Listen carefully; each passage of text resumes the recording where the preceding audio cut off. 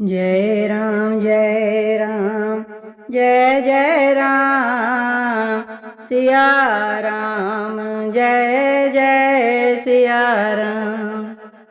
श्री तुलसीदास जी कहते हैं कि रास्ते में मिलने वाले स्त्री पुरुष कहते हैं, इन्हें देखकर विधाता का मन अनुरक्त मुग्ध हो गया।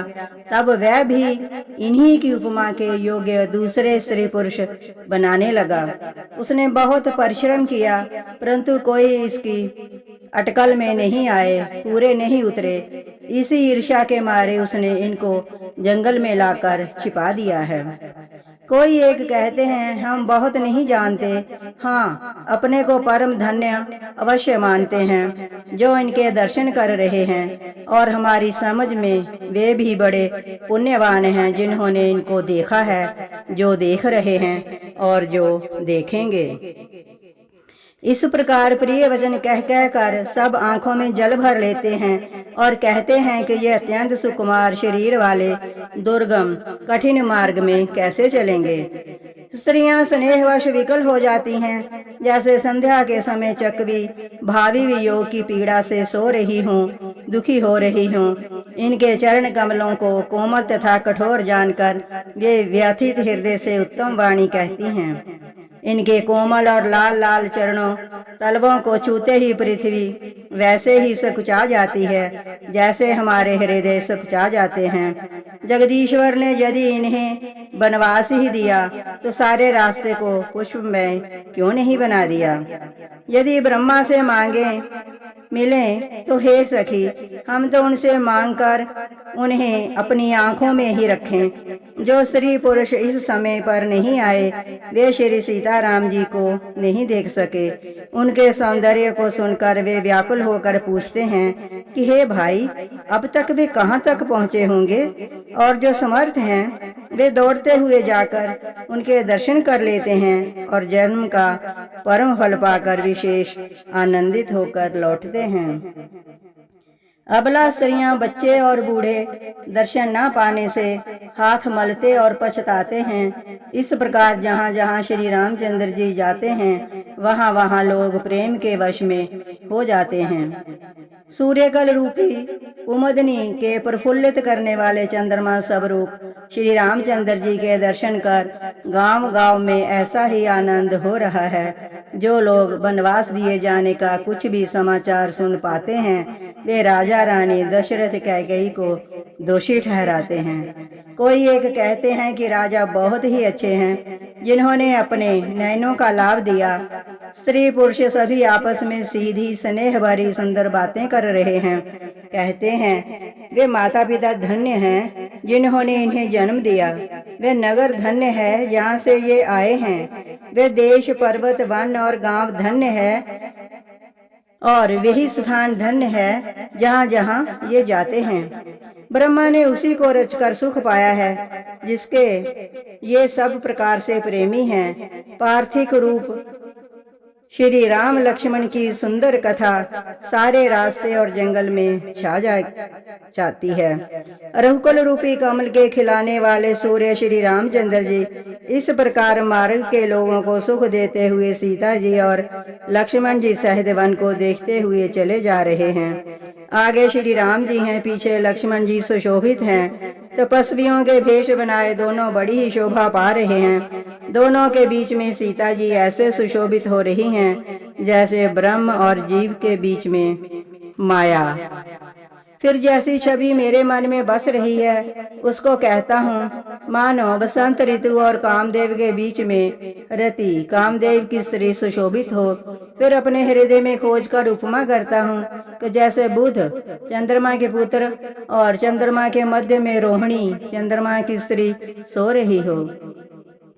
प्रभु श्री रामचंद्र जी के जमीन पर अंकित होने वाले दोनों चरण चिन्हों के बीच बीच पैर रखती हुई सीता जी कहीं भगवान के चरण चिन्हों पर न टिक जाएं, इस बात से डरती हुई रास्ते पर चल रही हैं। और लक्ष्मण जी, सीता जी और श्री रामचंद्र जी दोनों के चरण चिन्हों को बचाते हुए उन्हें दाहिने रखकर रास्ता चल रहे हैं।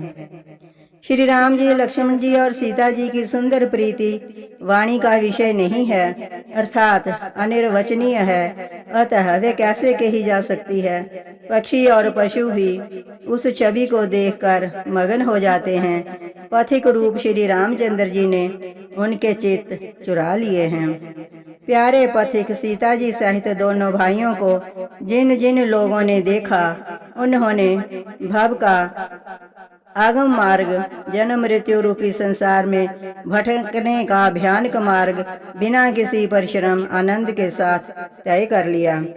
आज भी जिसके हृदय में स्वप्न में भी कभी लक्ष्मण सीता राम तीनों बटोही आ बसे, तो वह भी श्री राम जी के परम धाम के उस मार्ग को पा जाएगा, जिस मार्ग को कभी कोई विरले ही मुनि पाते हैं।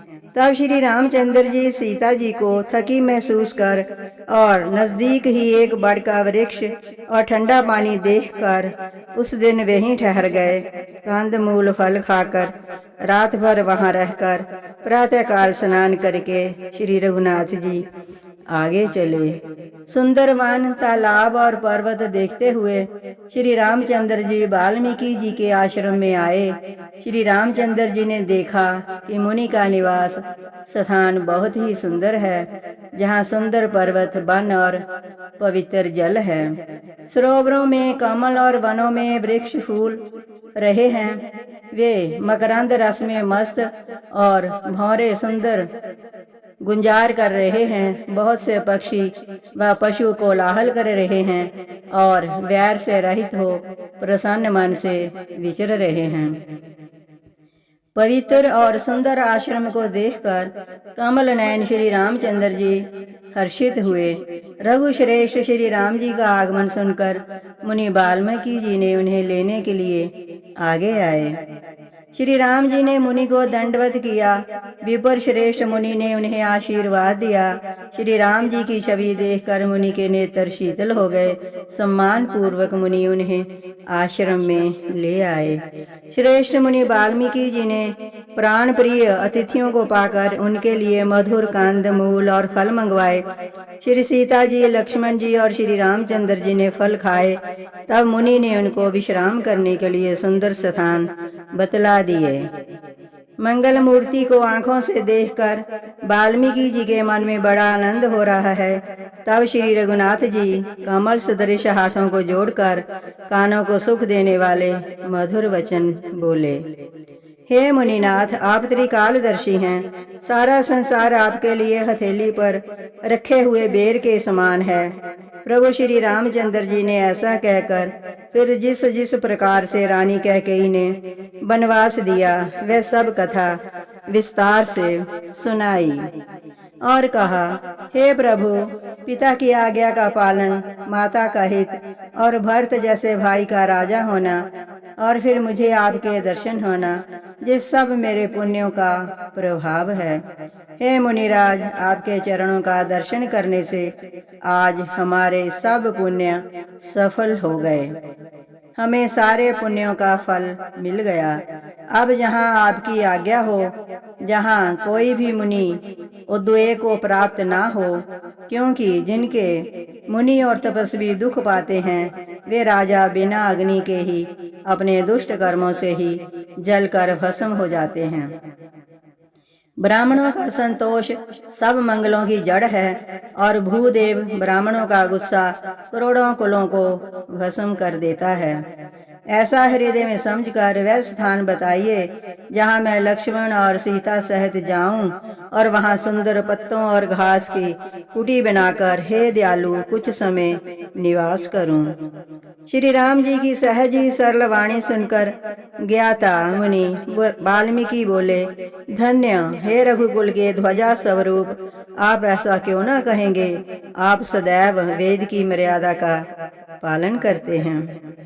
हे राम, आप वेद की मर्यादा के रक्षक जगदीश्वर हैं और जानकी जी आपकी स्वरूप भूता माया है, जो कृपा के भंडार आपकी रुख पाकर जगत का सृजन पालन और संहार करती है, जो 1000 मस्तक वाले सर्पों के स्वामी और पृथ्वी को अपने सिर पर धारण करने वाले हैं, वही चराचर के स्वामी शेष जी लक्ष्मण हैं। देवताओं के कार्य के लिए आप राजा का शरीर धारण करके दुष्ट राक्षसों की सेना का नाश करने के लिए चले हैं।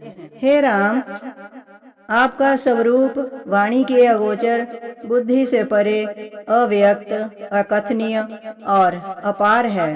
वेद निरंतर उसका नेति नेति कहकर वर्णन करते हैं। हे राम, जगत दृश्य है, आप उसे देखने वाले हैं। आप ब्रह्मा, विष्णु और शंकर को भी नचाने वाले हैं। जब वे भी आपके मर्म को नहीं जानते, तब और कौन आपको जानने वाला है? वही आपको जानता है जिसे आप जना देते हैं, और जानते ही वह आपका ही स्वरूप बन जाता है। हे रघुनंदन, हे भक्तों के हृदय के शीतल करने वाले चंदन, आपकी ही कृपा से भक्त आपको जान पाते हैं। आपकी देह चिदानंदमय है। ये प्रकृति जन्य 5 महाभूतों की बनी हुई कर्म बंधन युक्त त्रिदेह विशिष्ट माइक नहीं है और सब विकारों से रहित है। इस भेद को अधिकारी पुरुष ही जानते हैं। आपने देवता और संतों के कार्य के लिए नर शरीर धारण किया है और प्राकृत राजाओं की तरह से कहते और करते हैं। हे राम, आपके चित्रों को देखकर और सुनकर मूर्ख लोग जो मोह को प्राप्त होते हैं और ज्ञानी जन सुखी होते हैं। आप जो कुछ कहते करते हैं वह सब सत्य ही है, क्योंकि जैसा स्वांग भरे वैसा ही नाचना भी तो चाहिए। आपने मुझसे पूछा कि मैं कहाँ रहूं, परंतु मैं ये पूछते सुख चाहता हूँ कि जहाँ आप ना हो वह स्थान बता दीजिए, तब मैं आपको रहने के लिए स्थान दिखाऊं। मुनि के प्रेम रस से सने हुए वचन सुनकर श्री रामचंद्र जी रहस्य खुल जाने के डर से सकुचाकर मन में मुस्कुराए। वाल्मीकि जी ने हंसकर फिर अमृत रस में डुबोई हुई मीठी वाणी बोले, हे राम जी सुनिए, अब मैं वह स्थान बताता हूँ जहाँ आप सीता जी और लक्ष्मण जी समेत निवास करिए। हे राम, जिनके कान समुद्र की भांति आपकी सुंदर कथा रूपी अनेक सुंदर नदियों से निरंतर भरते रहते हैं, परंतु कभी पूरे तृप्त नहीं होते, उनके हृदय आपके लिए सुंदर घर हैं। और जिन्होंने अपनी आंखों को चातक बना रखा है, जो आपके दर्शन रूपी मेघ के लिए सदा लालायित रहते हैं, तथा जो भारी भारी नदियों, समुद्रों और झीलों का निरादर करते हैं और आपके सौंदर्य रूपी मेघ के एक बूंद जल से सुखी हो जाते हैं। हे रघुनाथ जी, उन लोगों के हृदय रूपी सुखदायी भवनों में आप भाई लक्ष्मण जी और सीता जी सहित निवास कीजिए। आपके यश रूपी निर्मल मान सरोवर में जिसकी जीव हंसनी बनी हुई आपके गुण समूह रूपी मोतियों को चुगती रहती है, हे राम जी, आप उसके हृदय में बसिए।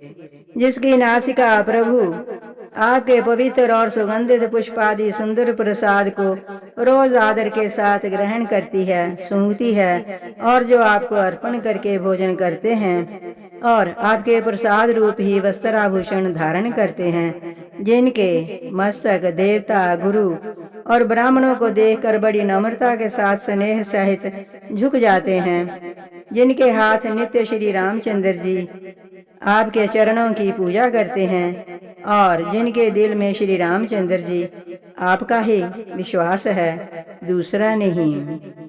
जय राम जय राम जय जय राम, सिया राम जय जय सिया राम।